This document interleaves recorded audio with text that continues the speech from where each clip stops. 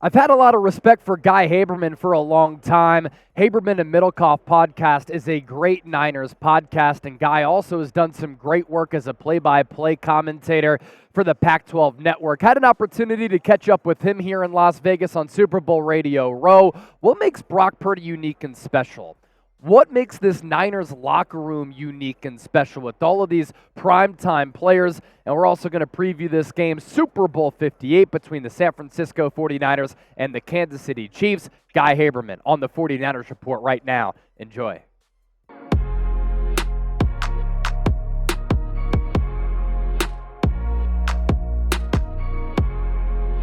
It's funny, you reached out to me a couple of weeks ago and you were like, I like what you're doing on YouTube, some really creative stuff. And I'm like, Guy, it's awesome to hear from you because when I started covering the Niners back in 2021, Haberman and Middlecoff podcast was one of the podcasts that I listened to kind of gain some knowledge about the San Francisco 49ers because Middlecoff is scout, and then you obviously have your Bay Area ties. I've become familiar with your play-by-play work on the Pac-12 network. So it's great to finally connect and meet this week here on Super Bowl Radio Row in Las Vegas, and we've had a good time talking shop over the last couple of days. Yeah, no, man, it's been cool watching your stuff.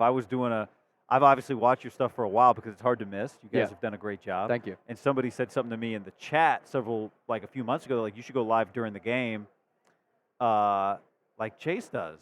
And my first reaction was like, that sounds like a lot of work. And then somebody put in the chat like, $400 super chat. I was like, what?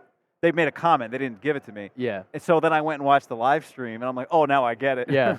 You Now I messaged get me, it. and you're like, But, super chats are going crazy. And yeah. I'm like, that's how it can get down on a Yeah. game day. But doing, like, as someone who does games, like, I know how much work that is, the stamina, not just, like, you got to prepare for the week so you know who made a play and that sort of thing. So I commend you on that, too. But you guys just do straight-up good content. So it's good to get to hang with you in Vegas for the first time. Appreciate that, yeah, for sure. And we'll put up his information for his Twitter page, the podcast, and the YouTube channel for the Middlecoff and Haberman podcast. And we're here in Las Vegas, obviously. We've had some opportunities to talk with San Francisco, Kansas City.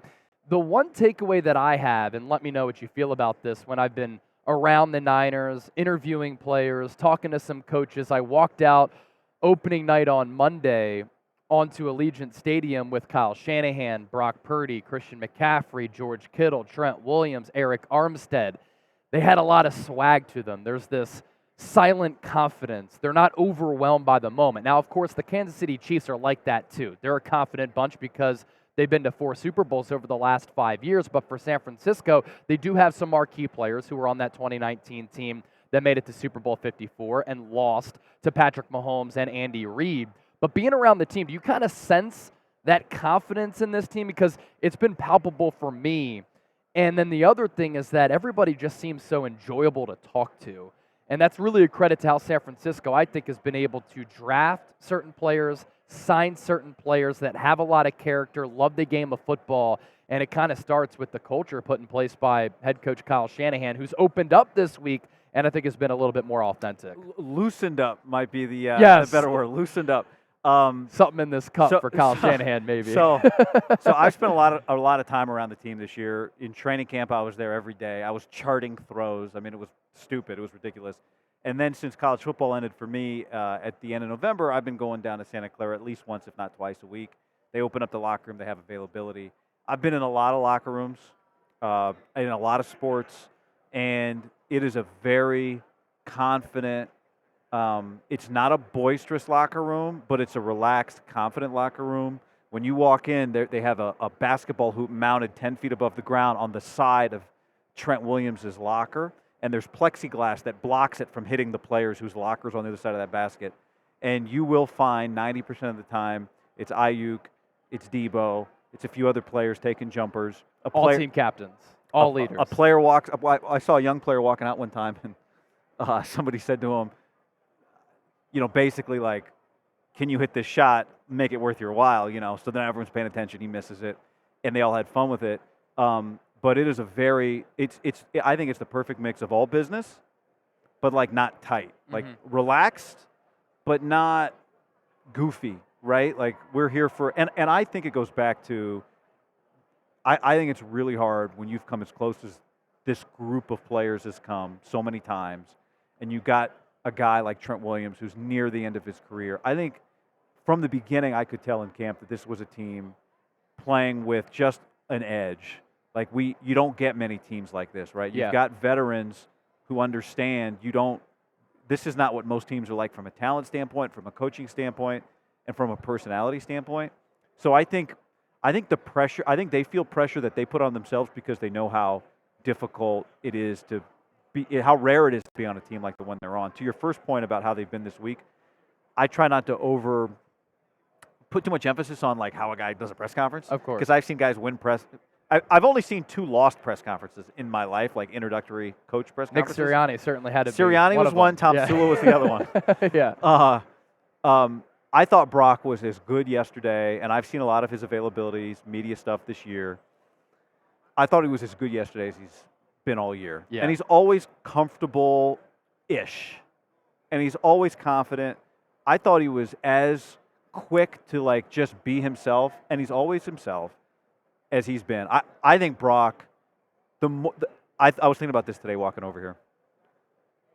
So far I've been here less than 24 hours.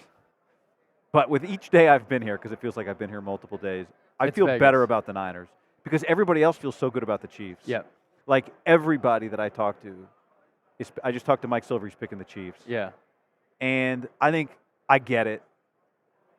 But I think people are forgetting a little bit how long this team looked like the best team in the league this year. Really, from start to finish, definitely the best team in the NFC. And then for Kansas City, you can't say the same thing. They probably have the weakest group of weapons around Patrick Mahomes and the Mahomes-Reed era. And all year, that offense was disjointed. In the playoffs, they started to find a little bit of a groove.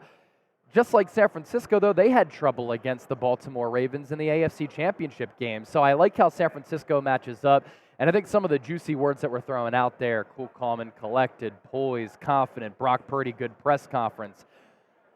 This team's been to 3 NFC Championship games in a row, 4 in the last 5 years. And I think there's a sense of urgency, but there's that calmness that comes with this team right now because they've been so close and they understand a lot of premium dollars being paid to some of these upper echelon players on this roster.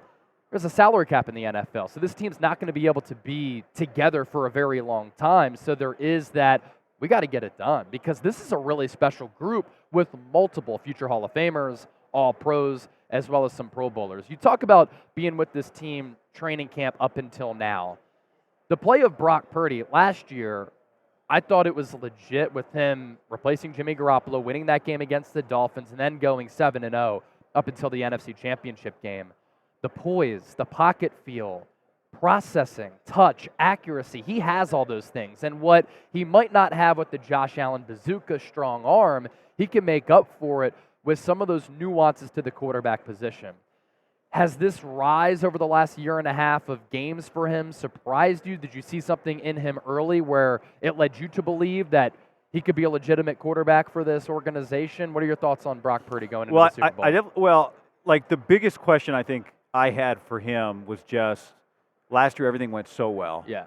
You know, and that's not real life and that's not sports, right? You don't get to play 8 years that look like that. Even Brady didn't. So my biggest question with Brock was, okay, things are going to go bad because it goes bad for Mahomes, it goes bad for everybody. How does he handle it? And I think it might be one of his best qualities because I've talked to a few former quarterbacks about him this year, and one of them told me that for most guys there comes a point where you get beat up so bad that it's just you just lose a little bit of your edge. It's just hard. You start, even in a game, like you get hit a couple times. And what we've seen with Brock the last 2 weeks is it has started poorly, and he has worked his way through failure. Like, if that's not the perfect analogy for life, I don't know what is. And it's that is what it takes, right? I mean, if the cliche is we're trying to reach the mountaintop to win a championship, well, okay, go read somebody's account of what it takes to climb to the top of Mount Everest. You don't get to go 7-0 on your climb, right? Yeah. And so I think that's probably his best quality because it's the most essential quality to play the position. It's to handle failure, and he handles it so well in a game.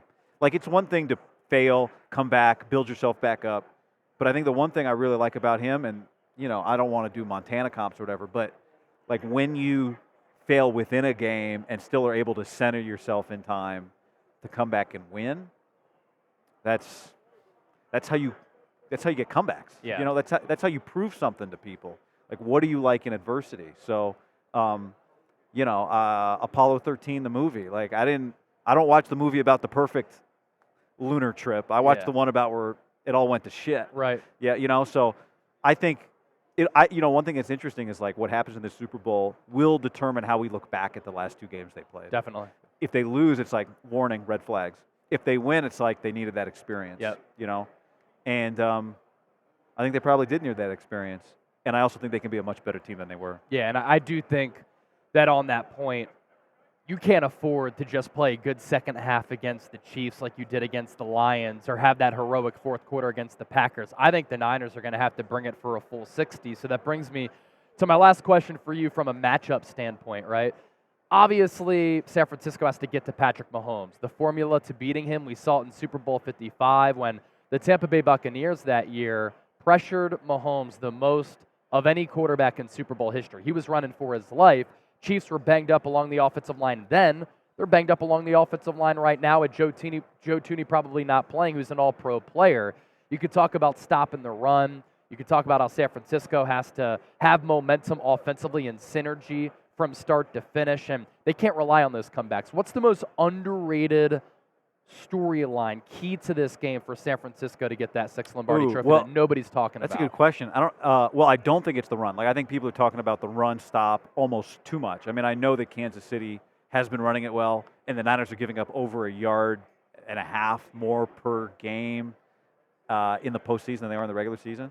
But I actually think they're going to be okay against the run. Like, I think for them it's all about just Mahomes making plays, extending. Can you cover long enough? Can they get to him? So at this point, it's hard for me to say there's anything underrated. I mean, I'll say this. I think the 49ers offense controls this game. Like, I think the Niners' A-plus game definitely wins. Chiefs are susceptible against the run, too. That's the other thing. Is like, if they're going to blitz if the Chiefs are going to blitz because they really trust their secondary, understandable. Brock's really good against the blitz. So I think the Niners are okay there, and you're not blitzing him in leaving guys in single coverage against average receivers. He's got 4 options, legit. Even if he's only got 2 receivers on the field, he's got 4 options on every play if Juice and Kittle are out there. If McCaffrey's out there, he's got 5, right? So I guess my biggest thing is like with, say, Detroit, I felt you could play your B-plus game and win that game. With Green Bay, same deal. The question when you get to the Super Bowl, if it was going to be the Ravens, was going to be, will your A-plus game beat their A-plus game? And the answer was maybe, but not definitely. I think the Niners' A-plus game beats Kansas City's A-plus game, which is saying a lot because Mahomes, they could play a C game and Mahomes has an A-plus fourth quarter. But that's not really an individual matchup.